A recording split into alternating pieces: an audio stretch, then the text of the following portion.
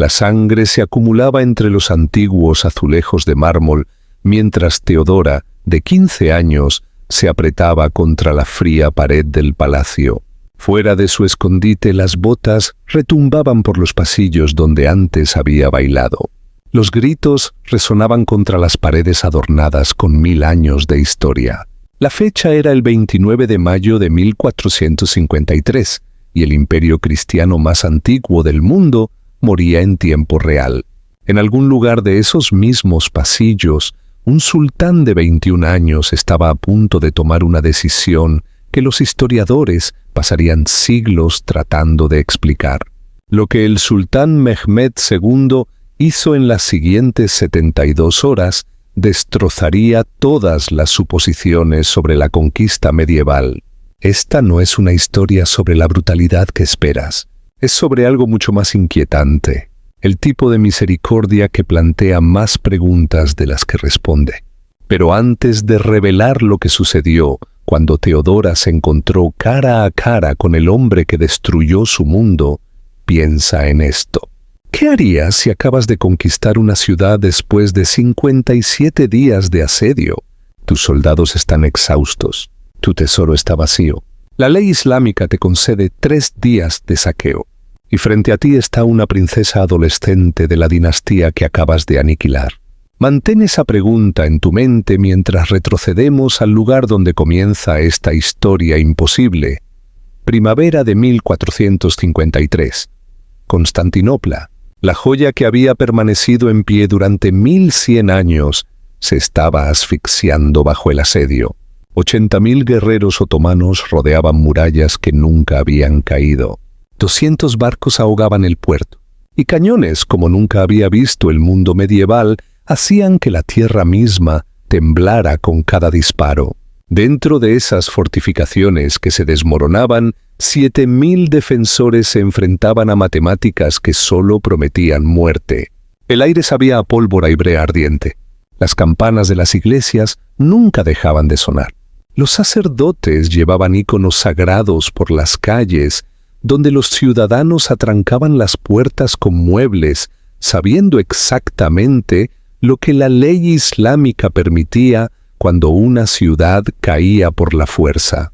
En el palacio imperial encaramado sobre las aguas que habían reflejado la gloria bizantina durante un milenio, la princesa Teodora Cantacuzene vivía en un mundo que ya terminaba. Hablaba con fluidez griego y latín, era experta en música, educada en los clásicos que pronto serían irrelevantes. Debería haberse preocupado por vestidos y negociaciones matrimoniales. En cambio, se preocupaba por convertirse en una de los miles de cautivos distribuidos como premios de guerra. Lo que más deseaba era imposible, que el mañana se pareciera al ayer. Lo que más temía estaba a punto de hacerse realidad de maneras que no podía imaginar.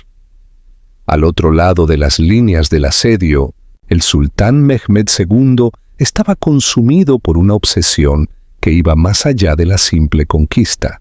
A los 21 años ya había sido sultán 2 veces. Primero a los 12, cuando su padre abdicó, luego derrocado.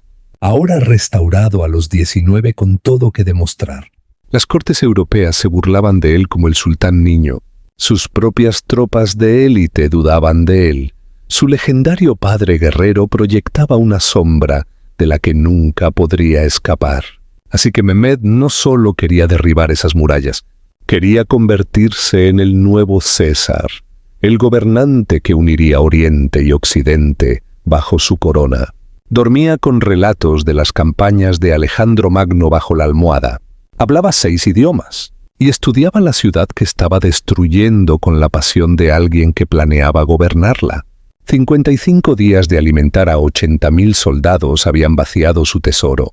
Todo dependía de que esas murallas cayeran, pero algo más se estaba gestando en su mente. Algo que sus generales nunca esperarían.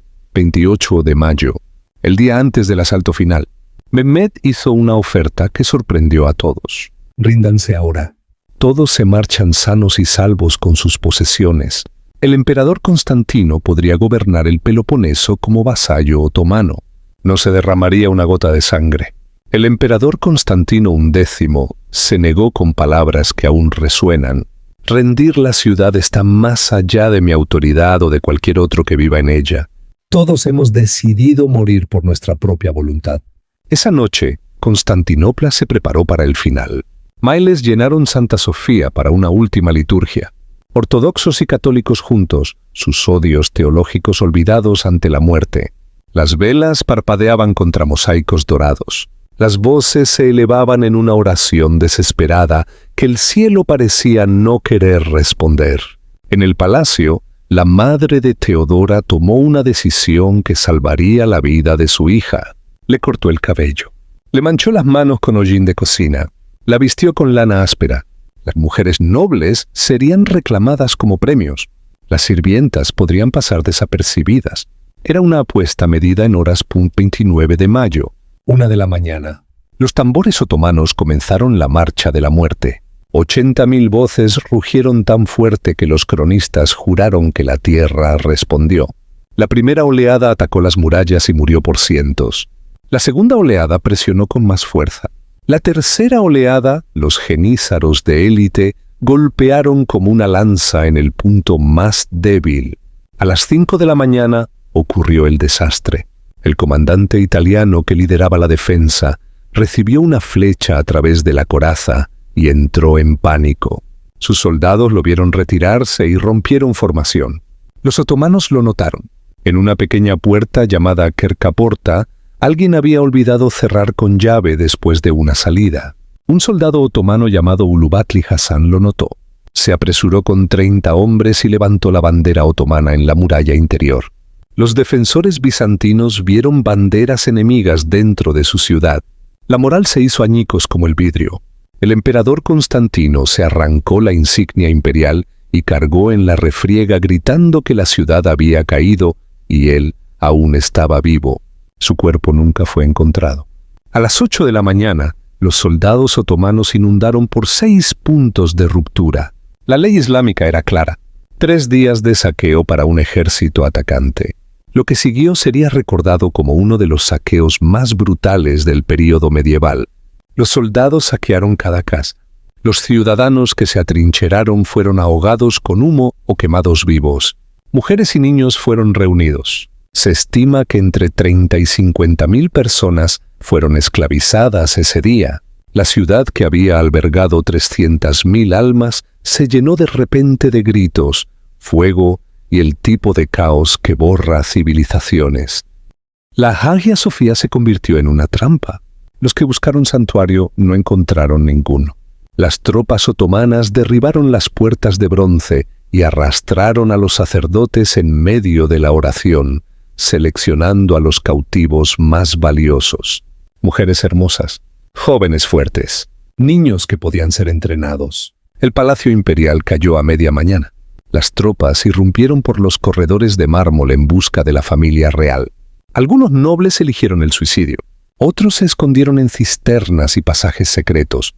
Teodora se apretó en una despensa detrás de tarros de aceite de oliva, con el corazón latiendo con fuerza, escuchando las botas retumbar y los gritos resonar por los pasillos donde alguna vez se había sentido segura. Las horas pasaron como años. El frenesí inicial se transformó en saqueo sistemático.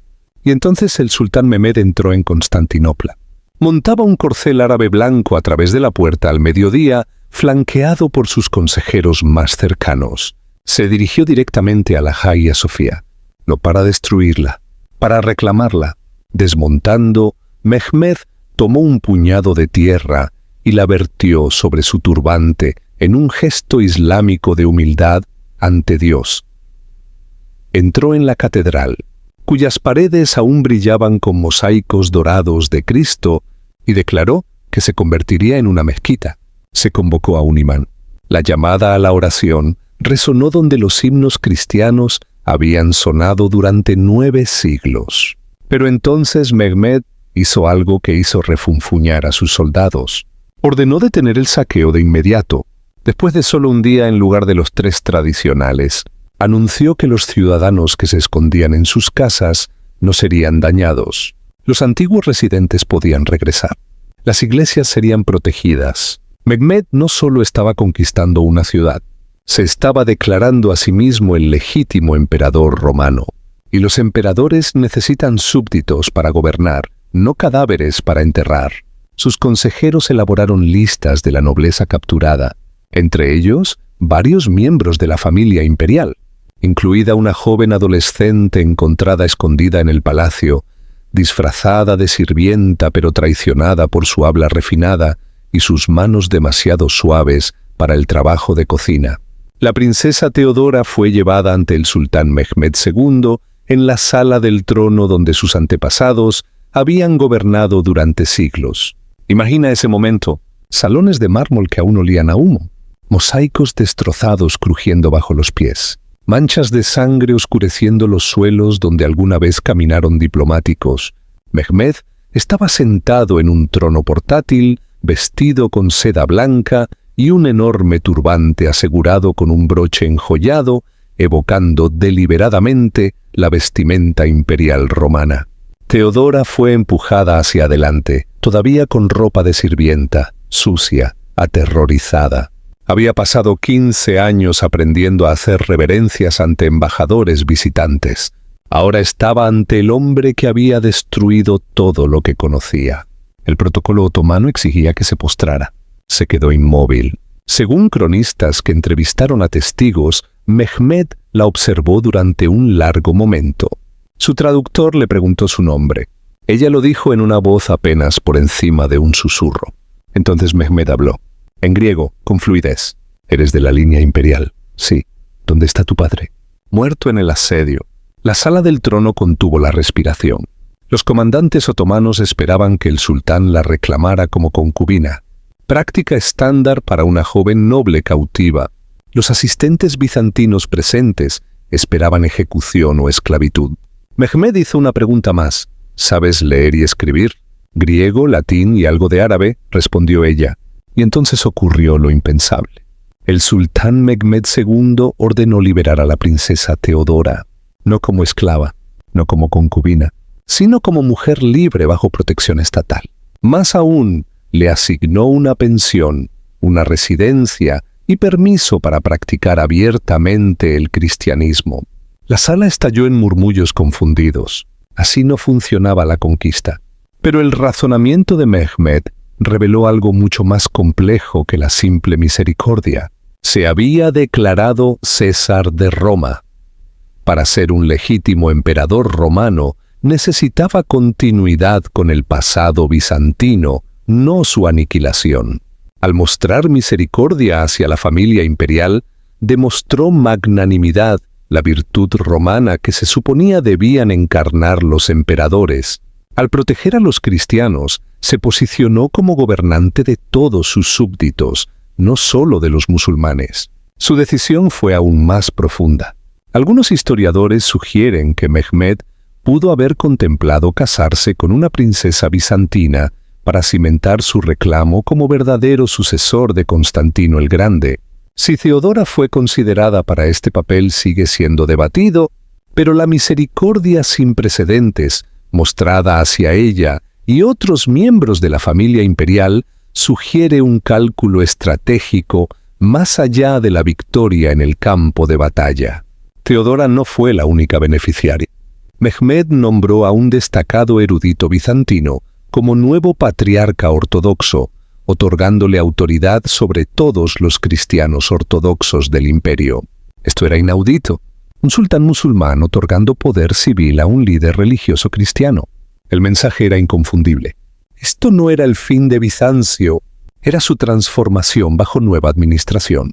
Lo que siguió remodeló 2 continentes durante siglos. La princesa Teodora vivió bajo protección otomana durante 3 años en Constantinopla, parte de una pequeña comunidad bizantina que Mehmed preservó deliberadamente. Fue testigo de la transformación de la ciudad. Mezquitas que se elevaban junto a iglesias. Eruditos griegos entrando al servicio otomano. El sultán estableciendo bibliotecas y universidades. En 1456 a Teodora se le permitió partir hacia el Peloponeso, donde los restos del mundo bizantino aún titilaban.